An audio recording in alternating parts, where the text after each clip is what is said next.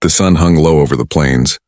A copper coin dropped into a furnace sky. Dust clung to the horizon like smoke, and the wind carried with it the lonely creak of wooden beams, the echo of a town abandoned long ago, or so everyone thought. When Samuel Harris rode in, his saddle worn from miles of trail, he believed he was buying nothing more than a broken memory. $100 was all it had cost him, less than the price of a decent horse for a deed that claimed ownership of a ghost town once called Dry Creek. It was a gamble, an act of desperation from a rancher who had lost almost everything to drought, to rustlers, and to the cruelty of the frontier. He told himself it was just land, nothing more, but he had no way of knowing that within those leaning walls and shuttered windows, a heartbeat still lingered. He tied his horse outside the old saloon, its swinging doors hanging crooked, one of them knocked free by years of storms. The street was silent save for the whisper of wind pushing a tumbleweed across the dirt. But silence in the West was never truly empty. It was a silence that held secrets that waited for discovery. Samuel stepped inside. The air was stale, thick with dust, but also warm. There was a fire burning somewhere close. His heart quickened. Ghost towns did not burn fires. He followed the faint crackle and found to his astonishment a table set for supper, bread cooling on a cloth, a pot simmering over embers, and then movement. A girl no more than 10, wide-eyed and clutching a wooden spoon as if it were a weapon. Behind her, a woman emerged, strong-featured, her dark hair braided, her face lined with fatigue but not defeat. Her voice trembled as she spoke. "You shouldn't be here, mister." Samuel froze. The deed in his pocket suddenly felt like a lie. This was not an abandoned town. This was a home. He took off his hat, lowering his voice as if speaking too loudly might shatter the fragile trust hanging in the room. "Ma'am, I thought this place was empty. The land office sold it to me. I didn't mean to intrude." Her eyes narrowed, but there was sorrow behind the hardness. "They sold what they didn't own. My family's been here since the war. Folks forgot us, but we never left." In that moment, the air seemed heavier. 100 questions pressed against Samuel's lips, but only one made it out. Then why stay? The woman's gaze shifted to the child, then to the doorway beyond, where shadows hinted at more rooms, more lives. "Because this is all we have left. And we don't let go easy." The fire popped, sending sparks into the dim light. Samuel realized he had stumbled into more than a bargain. He had walked straight into a conflict that would test not only his claim to land, but his understanding of family, survival, and the debts that bind strangers together on the frontier. He did not know it yet, but the $100 ghost town would become the place where his story collided with theirs. And from that collision would rise a tale of justice, love, betrayal, and redemption, written not on paper, but in blood, sweat, and the quiet beating of hearts that refused to surrender to the silence of the West. The deal had been struck on a hot, airless morning in the county seat. A simple handshake that left Samuel Harris with little more than a yellowed deed, ink fading, and the feeling of a man buying hope with his last dollar. Ranching had been cruel to him. The cattle drives had grown dangerous, with rustlers prowling trails like wolves. The drought that lingered the last 3 summers had cracked the land and withered the grass. Neighbors whispered he'd lost his touch, that maybe he was cursed.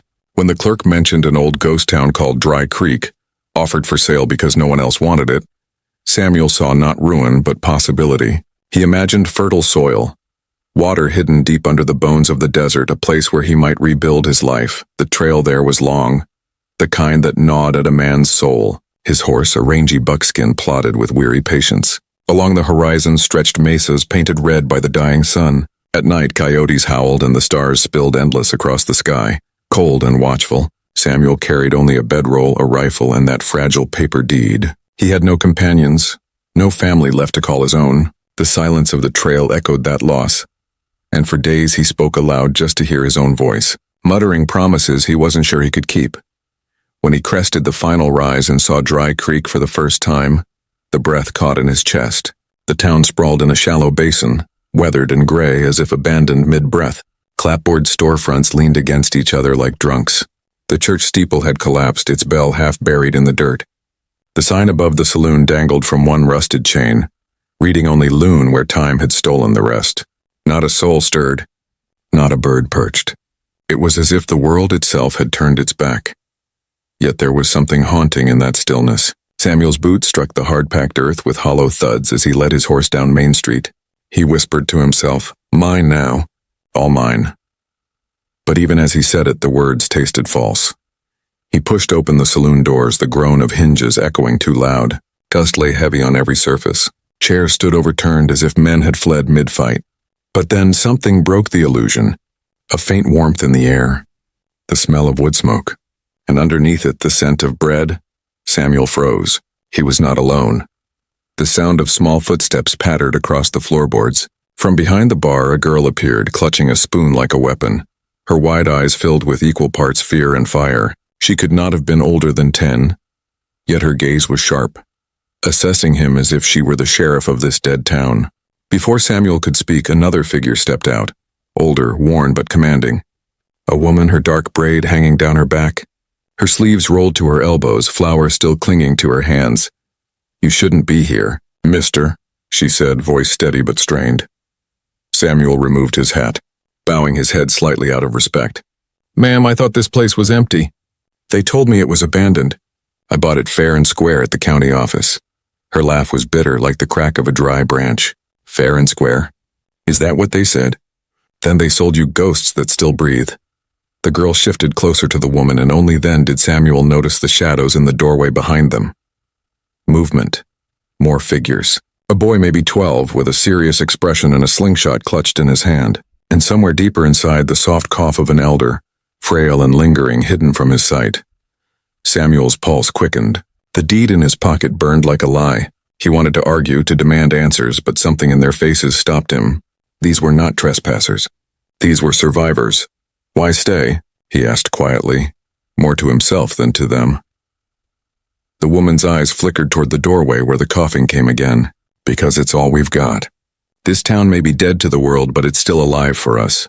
We've buried too much here to leave it behind." Her words landed heavy. The silence of the room deepened, broken only by the hiss of the fire. Samuel felt the weight of his loneliness against the strength of their togetherness, however fragile it seemed. He should have left then, turned his horse around and sought another dream. But instead he pulled out a chair, slow and deliberate, and sat down at their table. The girl tensed. The boy gripped his slingshot tighter, but the woman only raised her chin, daring him to test their resolve. Samuel placed his hands flat on the scarred wood. "Then I reckon we've got ourselves a problem. Because this town's mine on paper, but yours in blood." The fire popped, sending sparks into the dim room. Outside, the wind moaned down the empty street like the cry of something old and restless. Samuel realized he had not bought a ghost town. He had stumbled into a story already in motion, one that would demand everything of him. His strength, his heart, and maybe even his soul. The night settled over Dry Creek like a heavy quilt, stitched from silence. Samuel bedded down in the corner of the saloon, not daring to ask for more than the barest shelter. The woman had permitted him to stay, though only because the road back to the county seat stretched 40 miles through wild country, and the prairie night could kill a man who traveled unprepared. She offered no blanket, no comfort, only a warning look that told him he was a guest tolerated, not welcomed.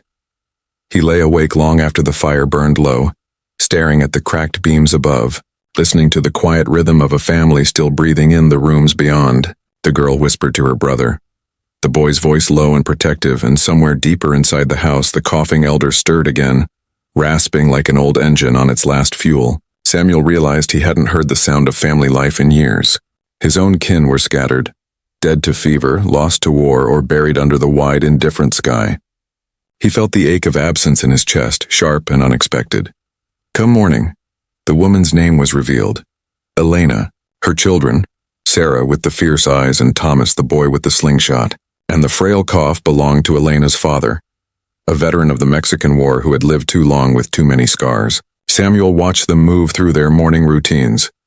Bread reheated on embers, water drawn from a shallow well that looked like it could dry up at any moment.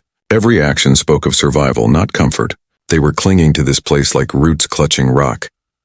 When Elena spoke again, it was with the tone of a woman who had repeated the same explanation too many times. The town emptied out near 15 years ago. Cholera came through, then the mines gave up their last veins. Folks fled, but we stayed. My husband built this house with his hands. When he passed, I wasn't about to let strangers claim what's ours. Samuel listened, his hat turning in his rough hands. But the land office sold it. They had records. How's a man supposed to know where paper ends and truth begins? Her eyes cut sharp into his. Paper never raised children. Paper never put food on the table. Truth is, we're still here, and truth don't care what's written in some courthouse ledger. Their words clashed like iron against flint, sparks of conflict too hot to ignore. Yet beneath it lingered something unspoken, a recognition of the grit in each other. She saw a man worn down but unbroken. He saw a woman who carried her family on her back as stubborn and strong as the land itself. Samuel could have left, but leaving meant returning to ruin. His ranch was gone. His cattle scattered. Dry Creek was his last chance, and so he stayed. The first test came with the arrival of strangers. Near sundown, the clip-clop of hooves carried through the basin. 3 riders, dust-streaked and lean, rolled into town. Samuel's instincts sharpened. Men traveling in threes often meant trouble. Their eyes swept the street with hunger, their laughter low and dangerous. They dismounted outside the saloon, boots crunching on dry earth. Thought this place was dead, one of them said, his grin crooked. Samuel stood in the doorway, rifle resting casual in his hands but ready. Still standing, he replied evenly. The men glanced past him, noting the faint curls of smoke from Elena's chimney. One spat into the dirt. Ain't many towns left this way. Figure maybe it's ours for the taking. Before Samuel could speak, Elena appeared at his side, chin high, her children peering from behind her skirt. This town belongs to families, not scavengers, she said, her voice sharp enough to cut. The riders laughed, but there was unease in their eyes when Samuel didn't flinch, when he shifted the rifle in his hands with the easy weight of a man who'd seen combat before. Reckon you best keep riding, he said, calm but unyielding. There's nothing here for men like you. Silence stretched. The riders measured him, measured her, measured the unseen strength of a family unwilling to bow. At last the leader gave a mocking tip of his hat. Maybe next time, he drawled, mounting his horse. Ghost towns make easy pickings. We'll remember. As their hoofbeats faded, Elena turned to Samuel, her eyes unreadable. Don't think this means we need you, she said coldly. Samuel nodded. But in his heart he knew the truth. Ghost towns invited wolves, and wolves were best fought with more than one pair of hands. Whether she liked it or not, their survival had begun to intertwine with his. That night, as coyotes cried across the basin and the children clung to their mother's side, Samuel kept watch at the edge of town. He leaned against a fence post, rifle across his knees, eyes scanning the darkness. The stars wheeled above, endless and pitiless, and yet for the first time in years he felt a thread binding him to something greater than himself. He had come seeking land. Instead, he had found a fight worth standing for, and a family that did not yet want him but needed him all the same. Dawn in Dry Creek came quietly, painted in pale blue light that crept over the rooftops of sagging buildings. The wind carried the smell of dust and sage, a sharp scent that clung to everything. Samuel had barely slept. He kept watch through most of the night, ears tuned for hoofbeats, for the whistle of men returning to claim what they thought they deserved. But only the coyotes had answered. When the morning finally broke, he found Elena already awake, kneading dough with strong hands. The children dozed by the hearth, the fire reduced to embers. She worked silently, her braid swinging down her back, her sleeves rolled high. Samuel lingered in the doorway, torn between leaving her to her world and stepping into it. You're still here, she said without looking up. Figured someone ought to keep watch, he replied. Her hands stilled. She lifted her gaze, and for the first time he saw something softer than suspicion in her eyes. Gratitude flickered there, though it was hidden as quickly as it appeared. Don't mistake that for welcome, she said. We've managed this long without you, Samuel gave a dry chuckle. Looked to me like you nearly had visitors last night you didn't much care for. Sometimes surviving means not managing alone. The words hung heavy between them. She turned back to her work, but he noticed the faint tremor in her fingers. The unspoken truth she would not admit. She was afraid. By mid-morning, he set himself to work. Though the town was broken, Samuel's rancher's instincts stirred. Fences sagged. Wells threatened to collapse, roofs leaked where the wood had rotted through. He picked up tools without being asked. Repaired a hinge, patched a broken board, dug trenches to redirect rainwater away from the foundation of the house. The children watched him warily at first, but curiosity got the better of them. Sarah, the girl with fire in her eyes, trailed him as he worked. Why'd you buy this place anyway? She asked bluntly. Samuel wiped sweat from his brow. Guess I thought a ghost town might be better company than an empty ranch, she frowned. Sounds lonely. It was. Her silence after that told him she understood more than a child ought to about loneliness. Thomas, the boy, was slower to warm. He shadowed Samuel with suspicion, testing him with questions about hunting, about riding, about whether Samuel could shoot straight. When Samuel knocked down a tin can from 50 paces with a single shot, the boy's jaw tightened, impressed despite himself. Pa used to shoot better, Thomas muttered, almost defensive. Samuel didn't answer, but the words dug into him. Pa used to. There was an absence here, a hollow space where a man once stood, and though Samuel knew better than to presume to fill it, he felt its pull all the same. That evening, Elena's father finally emerged from the back room, a gaunt figure with sunken cheeks and eyes clouded by years of pain. He shuffled forward with the aid of a cane. His cough rattled the walls like a loose shutter in the wind, yet his voice carried the weight of authority, even weakened as it was. "You're the one who claims to own this town," the old man said, fixing Samuel with a gaze sharp as a blade. Samuel inclined his head. "I bought the deed, sir. Didn't know there were still folks living here." The old man coughed, then smiled bitterly. "Landmen in their offices sell whatever lines they can scratch on paper. But dirt remembers who walked it and who bled for it. Don't matter what you paid, boy. This land don't belong to you." Samuel held his ground. "Maybe not. But I'm here now. And whether you like it or not, trouble's coming back. Those men yesterday won't stay gone." The old man's smile faded. He studied Samuel in silence, then nodded slowly. "Reckon you might be right. Wolves always circle where they smell weakness. Question is, are you a wolf too?" The word stung, but Samuel didn't flinch. He'd been called worse. He'd been judged harsher. He simply met the old man's gaze and said, "I aim to protect what's mine, and if you'll let me, maybe yours too." Days stretched into weeks. Samuel didn't leave. He built, repaired, guarded. He hunted rabbits to add meat to their meager meals. He carried water when Elena's arms trembled with the weight of the buckets. She never thanked him aloud. But sometimes he caught her watching him, her eyes softening before she turned away. At night, the children began to listen to his stories, of long cattle drives across Texas, of storms that swallowed whole herds, of nights so cold the fire froze in the pit. He didn't tell them of the darker things, the shootouts, the betrayals, the graves dug shallow in the prairie soil. Some ghosts were better left buried. Yet even as they grew accustomed to him, shadows lengthened, signs of strangers appeared. Boot prints near the well, smoke rising on distant ridges, cattle bones stripped clean where scavengers had camped. Samuel knew the men would be back. Outlaws didn't give up on easy prey, but another storm was brewing, quieter, closer, the storm of hearts bound unwillingly together. Samuel felt it in every glance from Elena, every guarded word that masked worry, every moment when her children leaned just a little closer to him, as though testing what kind of man he truly was. He had come for land. He had stayed for survival.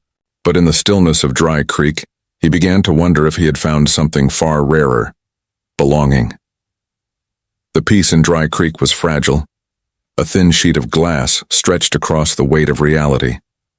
For days the air carried tension, though no one spoke of it aloud. Samuel rose early, patrolling the ridgelines, reading signs in the dirt like scripture. Fresh hoofprints cut through the dust. Ashes marked where campfires had burned just beyond sight.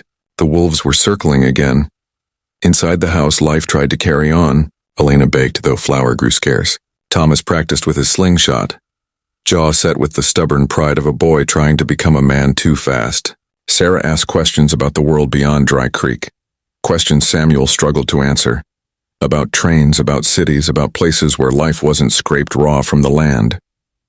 Each answer felt like a promise he couldn't keep. Samuel noticed how Elena watched her children when she thought no one saw. Her eyes held a weariness carved deep by years of hardship, but also a fierce light, the kind that could keep a family alive in a ghost town no one else wanted. He admired her strength, but he also saw the cracks, those moments when her hands lingered against the table for balance, when her shoulders sagged after carrying more than her share. One evening, as the sky flared with sunset fire, Samuel carried water from the well. Elena was waiting near the doorway, arms crossed. Her expression was guarded, but her voice was softer than it had been before. "You could still leave, you know," she said. "Ride out, find a better place. No one would blame you." Samuel set the bucket down. The wood creaked under its weight. "And leave you all here with those men coming back? No, I've buried enough regrets in this life. Don't need another." Her gaze held his, The silence between them was heavy, pulsing with words neither dared speak. She looked away first, brushing a strand of hair from her face. "Then you're a fool," she murmured. Samuel gave a crooked smile. "Maybe, but I'm a fool who doesn't run." The storm broke 3 nights later. The riders returned, 5 this time, their silhouettes cutting sharp against the moonlit horizon. They came slow, deliberate, their laughter carrying over the still air. Samuel had been waiting, rifle in hand, hidden near the well. He counted their movements, studied their swagger, knew by the way they carried themselves that they were testing, measuring. The leader, a tall man with a scar that split his cheek like a canyon, dismounted first. "Evening," he called, voice oily. "Seems you've got yourselves a little community here. Mighty strange for a dead town." Elena stood on the porch, her children behind her. Her chin was high, but her hand trembled where it gripped the railing. Samuel stepped out of the shadows. "This town's got enough ghosts already. Don't need more of your kind." The men laughed, the sound harsh and ugly. "Bold words, rancher. But there's more of us than there are of you. And we're hungry." Samuel lifted his rifle, calm as a man rolling dice. "Hungry men get sloppy. Sloppy men get dead." For a moment the world balanced on a blade's edge. The riders shifted, hands twitching near their guns. The children held their breath. Elena's father coughed in the darkness, a reminder that life hung by fragile threads in this place. But the leader, Scarface, only grinned wider. "Reckon we'll let you keep your little kingdom tonight. But we'll be back. And every time we come, we'll take a piece, until there's nothing left worth keeping." They rode off into the night, dust rising behind them like smoke. When the danger had passed, Elena turned on Samuel, anger flashing in her eyes. "You think you can protect us from men like that? You'll get yourself killed, and then what? We'll be left worse than before." Samuel's voice was low, steady. "Better to stand than to kneel. Better to fight than to be picked apart." Her breath came quick, her hands clenched. She wanted to argue, to drive him away with words sharp as knives. But instead, the fight drained from her, leaving only exhaustion. She sank onto the porch step, burying her face in her hands. Samuel hesitated, then sat beside her. He didn't touch her, didn't speak, only sat, his presence a quiet shield. The night wind swept across the town, carrying with it the hollow whistle of emptiness, and yet, for the first time, it didn't feel entirely empty. Over the next days, Samuel prepared. He taught Thomas how to set traps, how to watch the horizon without being seen. He showed Sarah how to mend gear, her nimble fingers quick to learn. Elena watched, torn between resentment and reluctant trust. Every step he took stitched him deeper into their lives, into their survival. But beneath the work lay something harder to admit. A bond was forming. Unspoken, fragile, but undeniable.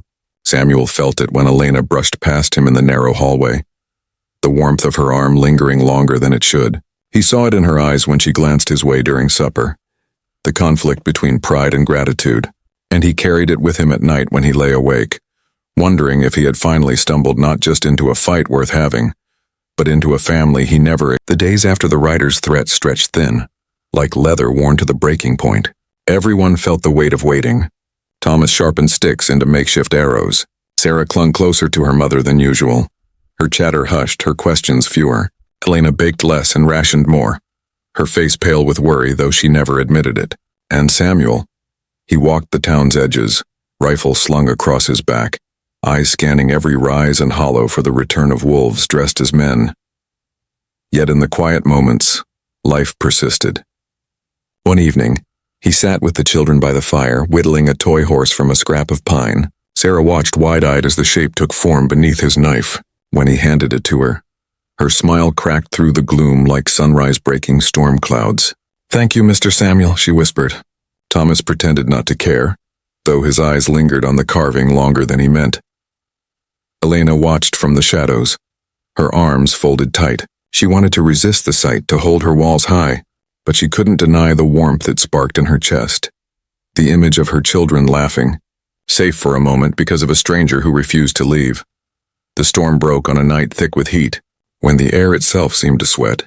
The outlaws returned, but not with taunts this time. They came for blood. Samuel heard them first, the faint thunder of hooves rolling across the basin. He roused Elena's family quickly, his voice calm but urgent. "They're here, stay low. Stay quiet. Elena's father gripped his cane, eyes blazing despite his frailty. "I'll not hide in my own home." Samuel met his gaze. "Then stand with me, but keep behind the children. We can't afford mistakes tonight."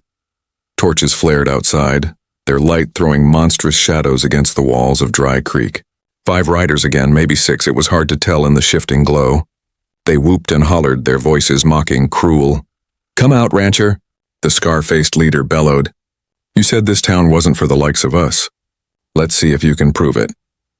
Samuel stepped onto the porch, rifle steady in his grip. The boards creaked beneath his boots, but his heartbeat was steady, the kind of calm that came from years staring death in the eye. "You ride in here with torches. You ride out with nothing but ashes," he called. The outlaws laughed, but it was brittle. They weren't used to being challenged, not by one man. Then a shot cracked through the night. A bullet splintered wood inches from Samuel's head. Sarah screamed and Thomas pulled her close. "Inside!" Samuel barked, shoving them back through the doorway. He fired once and one of the torches fell, the outlaw holding it tumbling from his saddle with a cry. Chaos erupted. Horses reared, torches swung, gunfire roared. The fight was brutal, smoke and flame painting the ghost town in hellish light. Samuel moved like a man possessed, every shot measured, every step deliberate. He drove them from cover to cover, using the ruined buildings of Dry Creek as his battleground. Elena, despite his orders, did not stay inside. She loaded his spare rifle with quick, trembling hands, passing it to him when his was spent. Her face was pale, but her eyes burned fierce.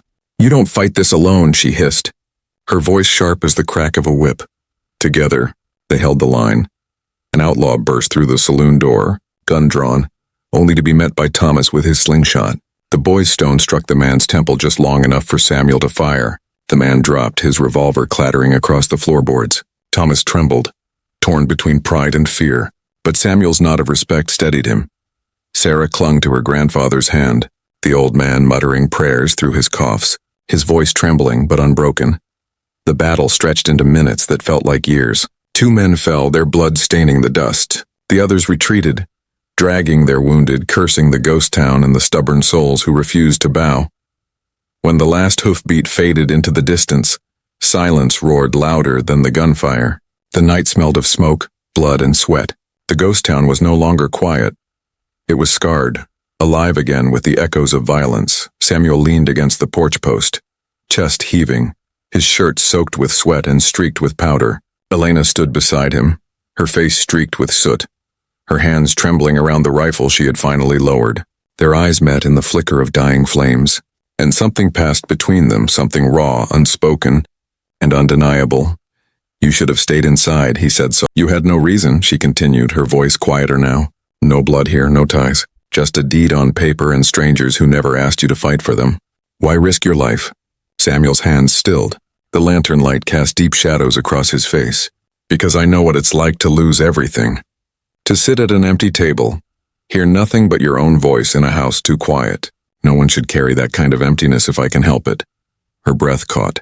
She wanted to argue, to push him away with the sharpness she used as armor, but the truth in his words disarmed her. She saw not just a rancher, but a man hollowed out by grief and stubborn enough to fight his way back.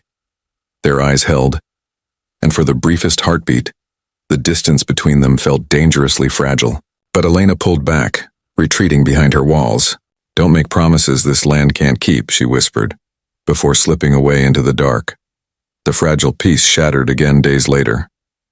Riders were spotted on the ridge, more this time. Samuel's gut twisted at the sight of dust clouds curling against the sky. He gathered the family quickly. "They're coming in numbers. This won't be like before." Fear flickered in Thomas's eyes, but the boy straightened his shoulders. "We'll fight with you." Samuel crouched, gripping the boy's shoulder firmly. "Your job is to keep your sister safe. Fighting comes last." Thomas bristled, but he nodded, understanding the weight of the command. Elena's father coughed violently, his strength failing, but his eyes burned with fire. "They think this place is forgotten. Show them it still has teeth." Samuel's plan was simple but desperate. Fortify what little they had. Barricade doors. Stack barrels as cover. Position themselves where the ghost town's ruins offered shelter. He knew they couldn't withstand a siege, but if they fought smart, maybe they could survive long enough to send a message. Dry Creek was not easy prey. As night fell, the riders drew closer. Fires lit the horizon. Their laughter carried like a war drum across the plains. Samuel stood at the edge of town, rifle in hand, heart steady despite the storm rolling toward them. Behind him, Elena appeared carrying a lantern. Her face was pale, but her eyes locked on his with a mixture of fear and fierce determination. "We'll stand with you," she said simply. Samuel nodded. "Then we'll stand together." The outlaws came in force, 8 men, their torches blazing, their guns glinting in the firelight. They spread across the street like a tide of destruction. Scarface rode at their head, his grin crueler than before. "You should have taken our warning, rancher. Now you'll bleed for it." Samuel raised his rifle, his voice carrying over the flames. "This town's not yours. Never will be." The world held its breath, poised on the edge of chaos. And then the first shot rang out. The first bullet tore through the night, shattering the fragile line between threat and war. Flames from the riders' torches licked the wind, casting Dry Creek in a flickering, hellish glow. Dust swirled around hooves, and the echo of gunfire bounced off broken buildings like thunder rolling through the basin. Samuel braced himself against the saloon doorway, rifle steady, his pulse calm in a way that only men who had seen too much death could understand. The family was behind him. Elena pressed flat against the wall, Thomas clutching a pistol too big for his hand, Sarah hiding beneath the table with her grandfather's frail arm around her shoulders. The riders advanced in a fan, their leader Scarface grinning wide. "This is the end, rancher." "Ghost Town's got no future, and neither do you." Samuel's reply came sharp and unshaken. "Then let's see who joins the ghosts first." He fired, and the fight began. The battle was chaos. Bullets tore through walls, wood splintered, glass shattered. Samuel moved like a man who'd been training for this very night, quick, deliberate, conserving every round. He cut down the first outlaw with a shot clean through the chest. Another tried to flank, but Thomas, disobeying orders, darted from cover, slingshot in hand.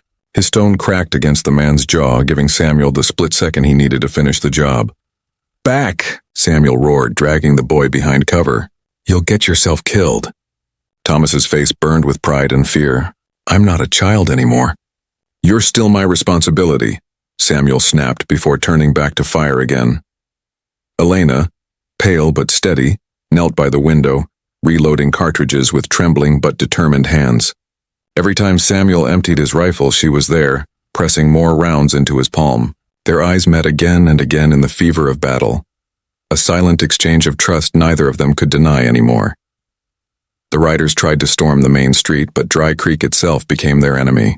The old church bell, loosened by Samuel earlier, came crashing down when he shot through its support beam, scattering horses and men alike. The boarded windows funneled attackers into choke points where he and Elena could defend with deadly precision. But still, the enemy pressed. Numbers wore its strength and fatigue clung to every breath. Scarface himself charged through the saloon doors, revolver blazing. His shot grazed Samuel's arm, hot blood soaking into his sleeve. Pain flared, but rage burned hotter. They collided in a storm of fists and fury. Rifles forgotten. The 2 men crashed against the tables, breaking wood beneath their weight. Scarface was larger, fueled by cruelty, but Samuel fought with something deeper, with the raw need to protect the fragile life he'd stumbled into. Their struggle was brutal, each blow carrying years of anger and loss. Outside, Elena heard the commotion. Without hesitation, she seized the fallen revolver and burst through the door. Scarface had pinned Samuel, his blade drawn, ready to carve him open. "No," Elena's voice cut sharp through the chaos. The outlaw glanced her way, and in that instant Samuel surged forward, wrenching free and driving his fist into the man's throat. The revolver cracked, Elena's shot flying true. Scarface staggered, eyes wide before collapsing in the dirt, his torch sputtering beside him. The fight drained out of the remaining riders. Seeing their leader fall, they scrambled onto their horses, retreating into the night with curses that dissolved into the wind. Silence returned, jagged and raw, broken only by the ragged breaths of the living. Samuel leaned against the doorway, bleeding, exhausted, but alive. Elena rushed to his side, her hands trembling as they pressed against his wound. "You fool," she whispered, voice thick with emotion. "You stubborn, reckless fool." He managed a weary smile. "Reckon it takes a fool to fight for something worth keeping." Her eyes filled with tears she hadn't let herself shed in years. She pressed her forehead against his, the lantern light casting them in gold. "We're not yours to fight for," she murmured, though the words lacked conviction. Samuel's voice was hoarse but steady. Then tell me to leave, and I will. But if you don't." He trailed off, letting the silence finish the truth. Elena didn't speak. Instead, she kissed him, soft, fierce, desperate. The kiss of a woman who had carried too much alone and finally allowed herself to lean into another's strength. Behind them, Thomas and Sarah clung to their grandfather, eyes wide with relief, their small voices whispering prayers of thanks. For the first time in years, the ghost town of Dry Creek felt alive, not because of buildings or deeds, but because of the beating of hearts that refused to surrender. The days that followed were slow, healing, fragile. Samuel's wound bound tight, Elena's care steady. The children hovered close, their fear melting into laughter again as the specter of death receded. Even the old man, though weaker, smiled more often, his gaze softening whenever it fell on Samuel. The ghost town was still broken, still scarred, but it no longer felt empty. It felt like a beginning. Samuel had come to Dry Creek with nothing but a deed and a desperate hope. He had found danger, yes, but he had also found a family, stitched together by hardship and fire, a place to belong.